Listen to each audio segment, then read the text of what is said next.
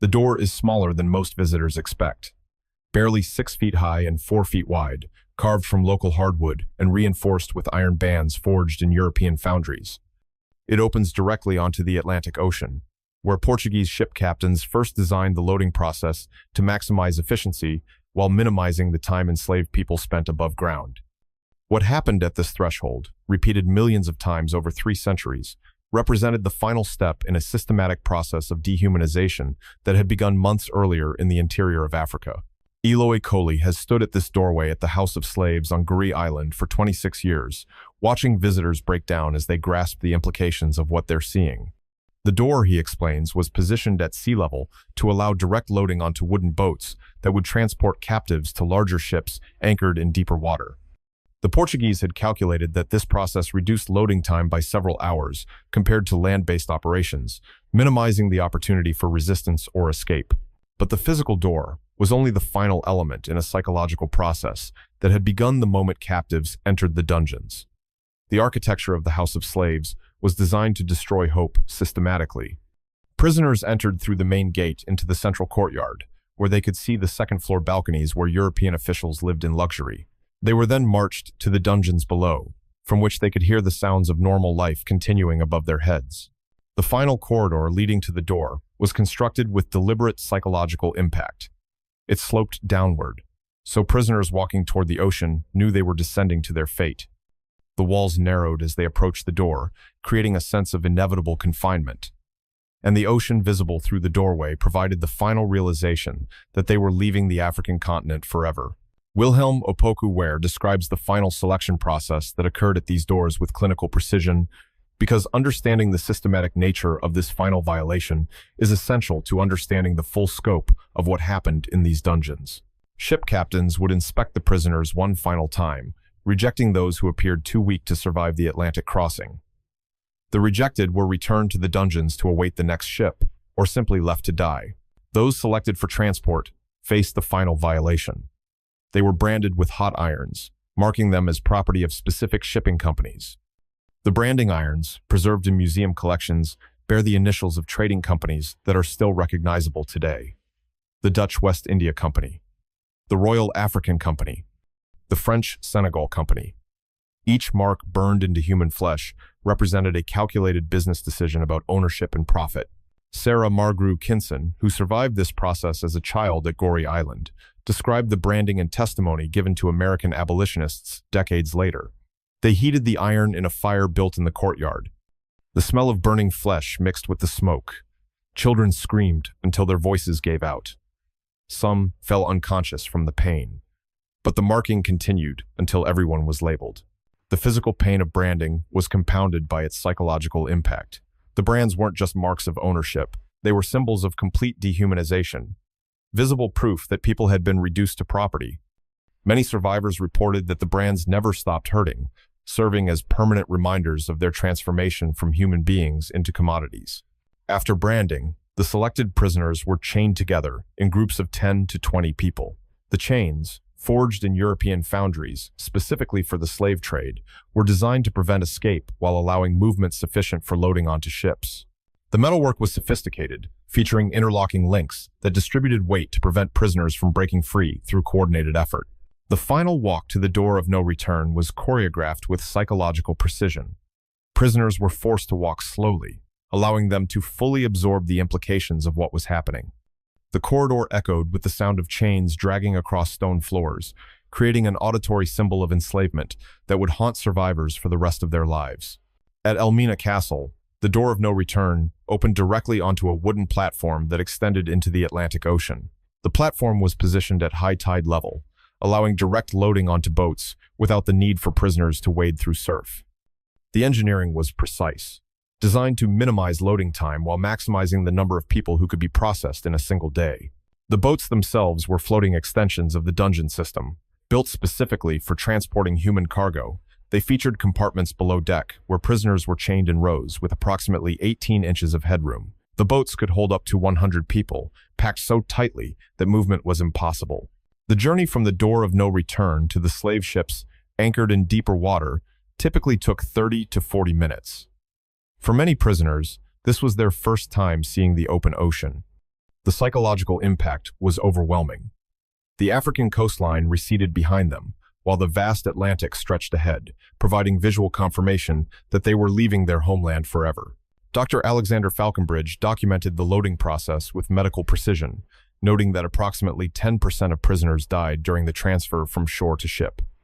Some died from injuries sustained during the brutal packing process. Others died from shock or despair. Some deliberately chose death, throwing themselves overboard despite their chains.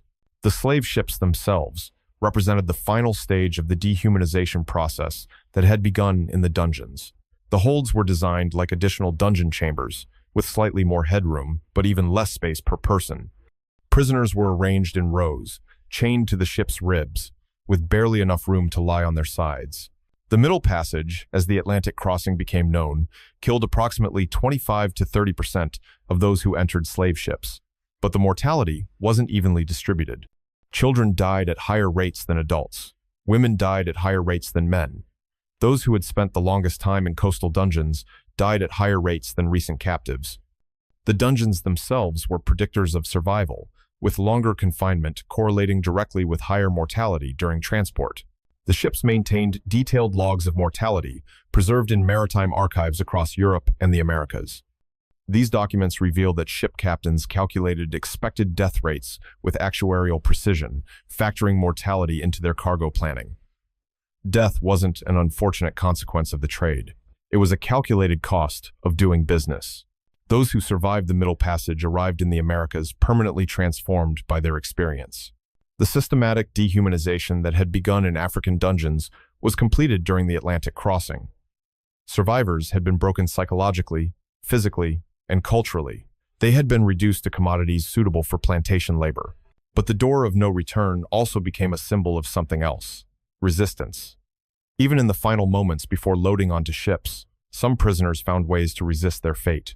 Archaeological evidence from all three sites reveals that escape attempts continued until the very last moment. Scratch marks around the doors suggest that some prisoners tried to claw their way back into the dungeons, rather than board the ships. The resistance took many forms. Some prisoners attempted suicide rather than submit to transportation. Others tried to organize coordinated resistance during the loading process. A few succeeded in escaping during the confusion of loading, though most were quickly recaptured and subjected to brutal punishment as examples to others. The doors themselves became focal points for cultural memory among African survivors. Those who eventually gained freedom spoke of the doors as symbols of the moment when hope died and renewal began. The passages represented not just departure from Africa, but entry into a new form of existence that would require different survival strategies and different forms of resistance. The archaeological truth. Dr. Wazi Apo knew he was making history when his drill first penetrated the floor of Cape Coast Castle's male dungeon in 2015. But he wasn't prepared for what emerged from that 3-inch core sample. The sediment analysis, conducted at laboratories in Ghana and the United Kingdom, revealed a composition that defied scientific expectation. The floor wasn't stone or earth. It was a composite material made entirely of human biological matter, accumulated over centuries of continuous use. The laboratory results, published in the Journal of African Diaspora Archaeology and Heritage, provided the first scientific confirmation of conditions that survivors had described, but historians had often minimized. The core samples contained human excrement, blood, urine, vomit, hair, fingernails, and decomposed tissue in concentrations that suggested thousands of people had been confined in spaces designed for dozens. The archaeological evidence speaks with an authority that documentary sources can't match. Stone doesn't lie. Metal doesn't exaggerate. Bone doesn't embellish. The physical remains embedded in these dungeons provide irrefutable testimony to systematic dehumanization that occurred on an industrial scale. At Elmina Castle, Christopher de Cource's ongoing excavations have revealed architectural features that tour guides never mention. Hidden chambers beneath the main dungeons provided additional confinement space when ships were delayed. Secret passages allowed guards to monitor prisoners without being seen. Drainage systems that could be deliberately blocked to increase suffering during punishment periods. The most disturbing discoveries came from the punishment cells. At Cape Coast Castle, archaeologists found iron rings set into walls at various heights, designed to chain prisoners in positions that prevented sitting, lying, or standing comfortably. The metal shows wear patterns consistent with constant use over centuries. The surrounding stone bears scratch marks, where desperate prisoners tried to loosen the constraints. Isotope analysis of human remains found around the castles has provided new insights into the geographic origins of enslaved people. The bone chemistry reveals that captives came from regions hundreds of miles inland, confirming that the dungeons were the terminus points of vast networks that penetrated deep into the African interior. The analysis also reveals information about diet, health, and life conditions before capture. Many of the remains show evidence of malnutrition that began before imprisonment, suggesting that the dungeons were part of larger systems of violence that disrupted African societies across the continent. The Zamani Project's three-dimensional laser scanning has created digital records of all major slave castles, preserving architectural details that weren't visible to earlier researchers. The scans reveal that the dungeons were more sophisticated than previously understood, with complex ventilation systems, hidden chambers, and architectural features designed to maximize both crowding and psychological pressure. The scanning technology has also revealed evidence that most of the dungeons were larger than their current configurations suggest. Walls were added, passages were blocked, and chambers were subdivided over centuries of use. The archaeological evidence indicates that the capacity for holding prisoners increased systematically as the trade expanded. At Goree Island, ground-penetrating radar has revealed the foundations of buildings that no longer exist. The technology shows that the island contained far more structures related to the slave trade than the single house that survives today. Archaeological surveys suggest that up to 28 separate slave houses operated on the island simultaneously during peak periods. The radar imaging has also revealed burial sites that weren't previously documented. The graves contain remains of people who died during confinement, providing physical evidence of the mortality rates that official records systematically underreported. Some burial sites contain hundreds of individuals, suggesting that death in the dungeons was far more common than surviving documents indicate. Artifact analysis has provided insights into the daily experience of imprisonment.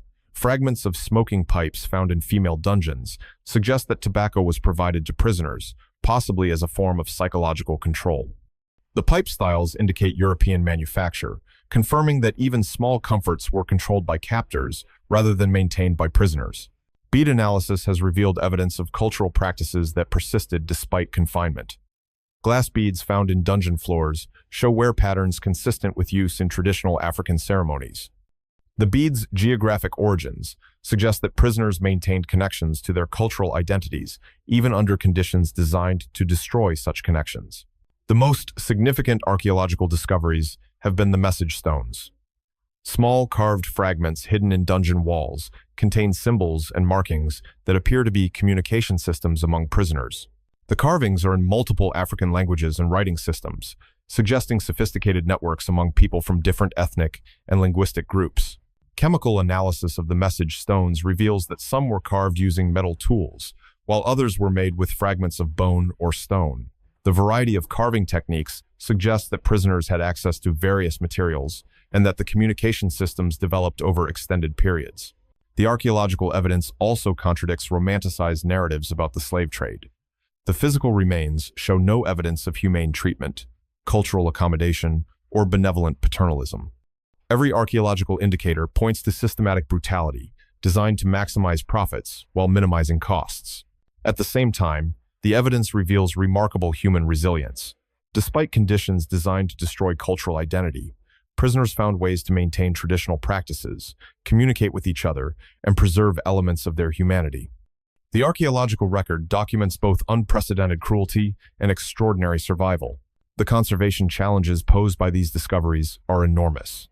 The biological materials embedded in dungeon floors are deteriorating rapidly due to tourism, climate change, and inadequate preservation resources.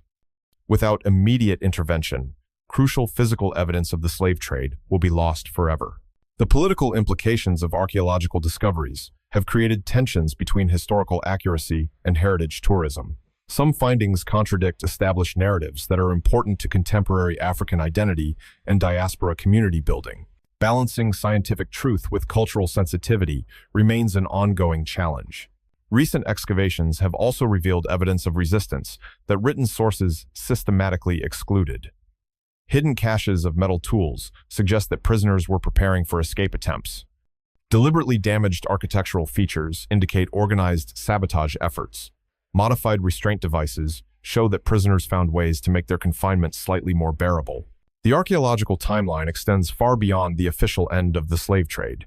Evidence from the 1850s and 1860s indicates that the dungeons continued to be used for illegal trafficking decades after European governments officially abolished the trade. The physical evidence suggests that the transition from legal to illegal trafficking was gradual, and that the dungeons remained active longer than official records indicate. Perhaps most importantly, the archaeological evidence provides a form of testimony that can't be distorted by political agendas or cultural sensitivities. The 3 inches of human biological matter on dungeon floors represents the accumulated suffering of millions of people. The iron rings and chains document systematic torture. The message stones preserve evidence of resistance and resilience. Dr. Apo's core samples don't just document history, they preserve it in forms that future generations can analyze with technologies not yet invented.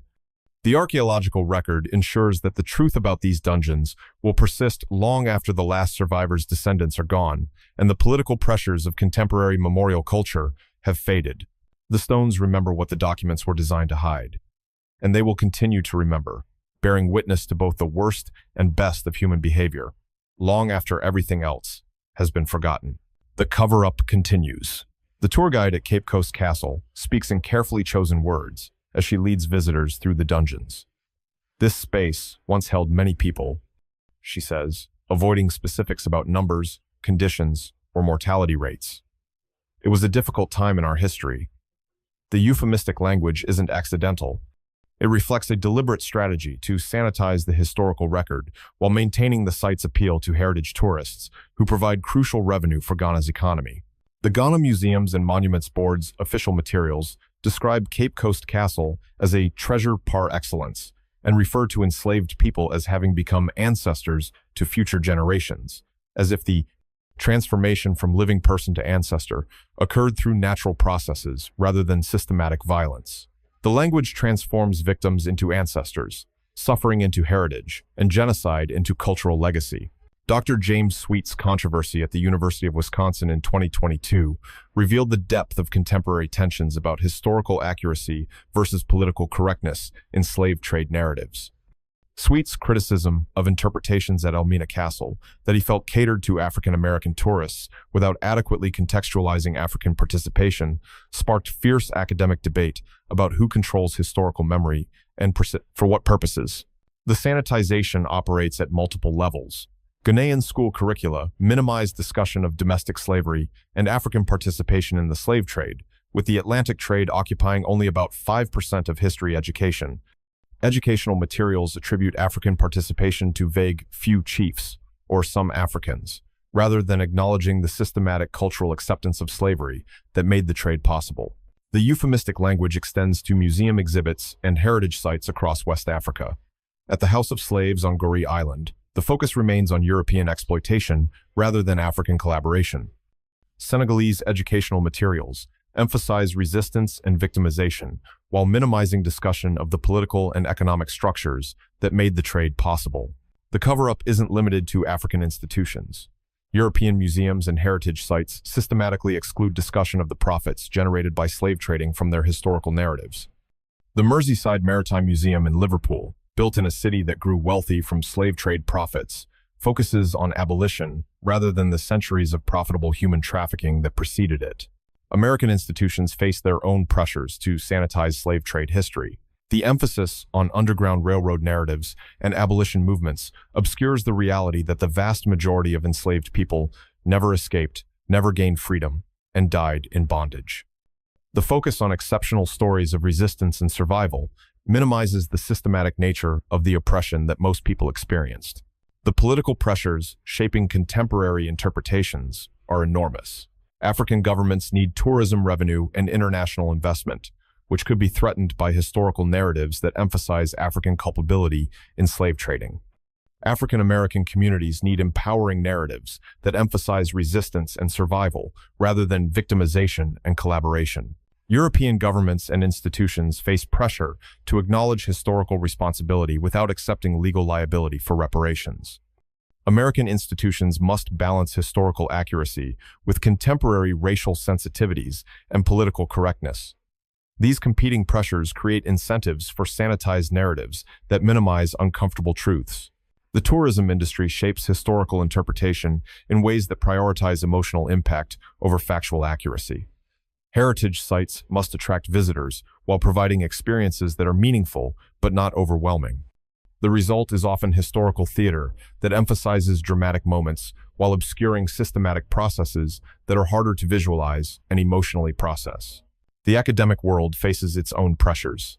Scholars studying slave trade history must navigate institutional expectations, funding requirements, peer review processes, and political correctness considerations that can influence their research questions, methodologies, and conclusions. The James Sweet controversy demonstrated how quickly scholars can face professional consequences for historical interpretations deemed politically problematic. The cover-up also operates through strategic omissions. The role of Islamic societies in slave trading receives minimal attention in most educational contexts.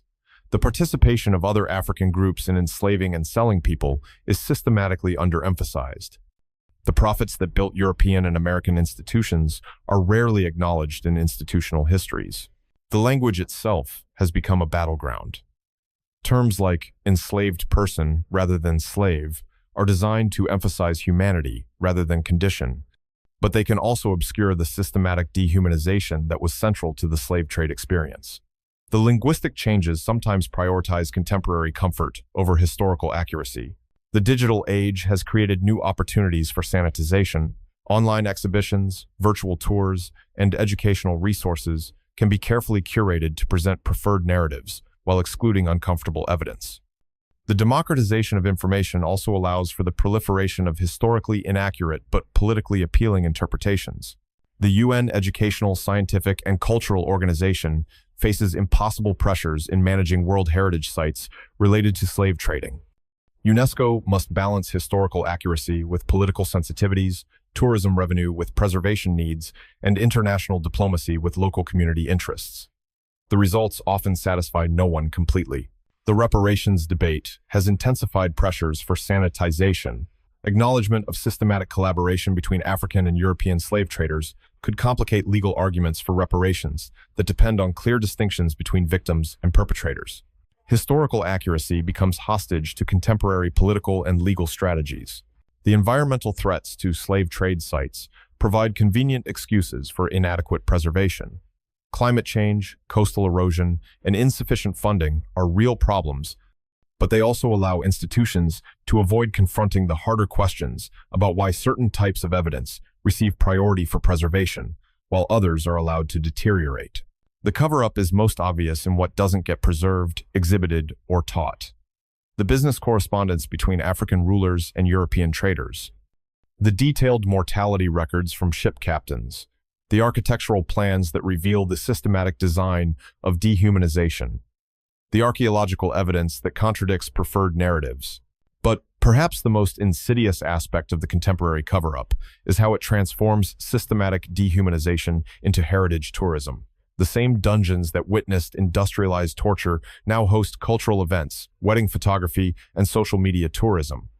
The commodification of historical suffering creates new forms of exploitation that echo the original purposes of these sites. The sanitization serves contemporary political needs, but it dishonors the people who suffered and died in these dungeons. They deserve to have their experiences remembered accurately, completely, and honestly. The cover-up that reduces their systematic dehumanization to sanitized heritage narratives represents a continuation of the violence by other means. The 3-inch residue of human biological matter on dungeon floors doesn't lie. The iron rings set into stone walls don't exaggerate. The message stones carved by desperate prisoners don't sanitize their own experience. The archaeological evidence provides testimony that can't be edited, sanitized, or politically corrected. The stones remember what the tourism industry prefers to forget.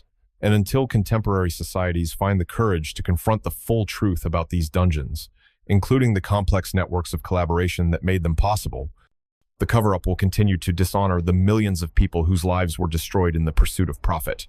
The victims of these dungeons deserve better than sanitized heritage narratives designed to make contemporary audiences comfortable. They deserve to have their complete story told, in all its systematic horror and remarkable resilience. They deserve to be remembered as they actually lived and died, not as symbols in contemporary political narratives. Because until we can face the full truth about what happened in these secret dungeons, we cannot understand either the historical foundations of contemporary inequality or the remarkable capacity of human beings to maintain their dignity under conditions designed to destroy it entirely. Conclusion. The afternoon sun slants through the narrow window of Cape Coast Castle's male dungeon as Wilhelm Opoku Ware completes another tour, watching visitors struggle to process what they've witnessed. Some weep. Others stand in stunned silence. A few ask questions that reveal they still don't fully grasp the scale of systematic dehumanization that these walls witnessed for over 3 centuries. In the sudden quiet after the visitors leave, Wilhelm remains in the dungeon for a few more minutes, as he has done nearly every day for 20 years. He's not performing for tourists now. He's bearing witness to something that most of the world still refuses to acknowledge completely. These walls witnessed the industrial-scale destruction of human dignity. They saw the systematic transformation of millions of people into commodities. They heard the final prayers of those who would never see their families again. But the walls also witnessed something else. They saw resistance that persisted even under impossible conditions. They heard languages and songs that survived despite efforts to destroy them. They felt the scratch marks of desperate attempts to preserve messages, maintain connections, and assert humanity in the face of complete dehumanization. The secret slave dungeons of West Africa represent more than historical tragedy. They reveal the systematic construction of racial capitalism through calculated violence, the 3-inch thick residue of human suffering embedded in these floors, the testimonies of survivors, and the archaeological evidence of systematic torture provide irrefutable proof of industrialized dehumanization that operated for centuries with the full support of European governments, African rulers, and Christian churches. The 12.5 million Africans who passed through the Atlantic slave trade experienced forms of violence that contemporary language struggles to describe adequately. The dungeons where their suffering began weren't just holding areas. They were laboratories for testing the limits of human endurance, workshops for destroying African identity, and profit centers for a global economic system that would reshape civilization itself. The profits generated from systematic torture in these dungeons didn't disappear when slavery ended. They were invested in banks, industries, and institutions that continued to generate returns for centuries. The wealth that built European cities, funded American expansion, and capitalized industrial development came from the systematic destruction of African lives in these stone chambers. The complex networks of collaboration that made this system possible challenged simple narratives of exploitation and resistance. African rulers, merchants, and communities were integral partners in the trade, not merely its victims. The willingness of African societies to participate in the systematic enslavement of their own people reveals how completely the pursuit of profit corrupted moral reasoning across cultures and continents. Yet even within this system of systematic collaboration and dehumanization, resistance persisted. The message stones carved into dungeon walls, the cultural practices maintained despite punishment, the escape attempts that continued until the final moments before ships departed, all testify to the refusal of the human spirit to accept complete dehumanization.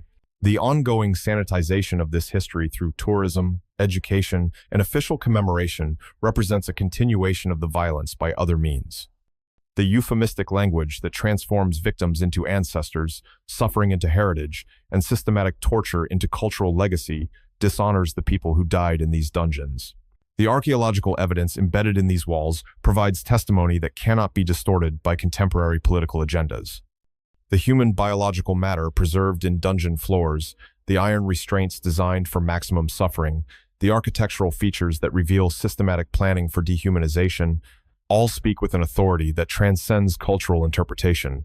These sites demand recognition not just as monuments to historical tragedy, but as witnesses to both the depths of human cruelty and the persistence of human dignity.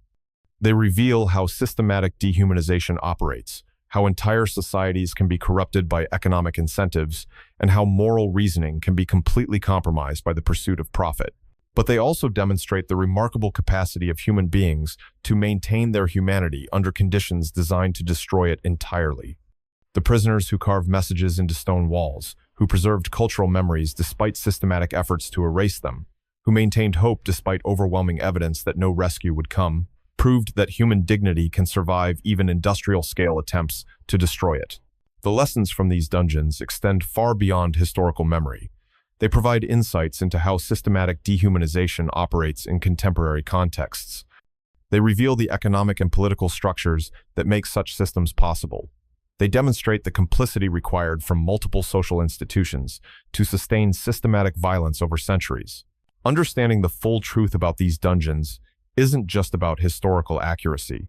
It's about recognizing the foundations of contemporary global inequality, the persistence of racial capitalism, and the ongoing legacy of systems designed to extract wealth through human suffering. The voices that still echo in these stone chambers aren't just calling for remembrance. They're demanding recognition of the complete truth about how the modern world was built. They're insisting that the profits generated from their suffering be acknowledged, that the institutions built with slave trade wealth be recognized, and that the ongoing legacy of systematic dehumanization be confronted honestly. Wilhelm Opoku-Ware locks the dungeon door behind him as evening approaches Cape Coast Castle. Tomorrow he'll return to tell the story again, to visitors who will struggle to comprehend the systematic nature of what occurred within these walls. He knows that most will leave without fully grasping the implications of what they've witnessed. But some will understand. Some will recognize that these dungeons represent not just historical tragedy, but ongoing testament to both human cruelty and human resilience. Some will carry the complete truth beyond these walls, refusing to accept sanitized narratives that make contemporary audiences comfortable while dishonoring the people who suffered and died for others' profit. The stones will continue to remember what official histories prefer to forget. They will bear witness to systematic dehumanization and remarkable resistance. They will preserve the evidence of both the worst and best of human behavior, ensuring that future generations can learn the complete truth about how the modern world was constructed through the systematic destruction of African lives. The secret slave dungeons of West Africa have kept their secrets long enough. The time has come for the complete truth to be told, acknowledged, and confronted. Because until we can face the full reality of what happened in these chambers, we cannot understand either the foundations of our contemporary world or the remarkable capacity of human dignity to survive even the most systematic attempts to destroy it. The 12.5 million people who suffered in these dungeons deserve nothing less than the complete truth about their experiences. They deserve recognition not as symbols in contemporary political narratives, but as human beings whose lives were systematically destroyed in the pursuit of profit. They deserve to have their resistance acknowledged alongside their suffering, their dignity remembered alongside their dehumanization. The walls of these dungeons remember everything, and they will continue to remember, bearing witness to both systematic cruelty and persistent humanity long after all of us are gone. Their testimony is embedded in stone, preserved in archaeological evidence, and confirmed by scientific analysis. It cannot be sanitized, politicized, or forgotten. The secret is no longer secret. The truth can no longer be hidden. And the voices that still echo through these stone chambers are finally being heard by a world that must decide whether it has the courage to confront the complete reality of how modern civilization was built through the systematic destruction of human lives. The choice is ours. We can continue to accept sanitized narratives that make us comfortable while dishonoring the dead, or we can face the complete truth about these dungeons and commit ourselves to ensuring that such systematic dehumanization never happens again. The stones are waiting for our answer,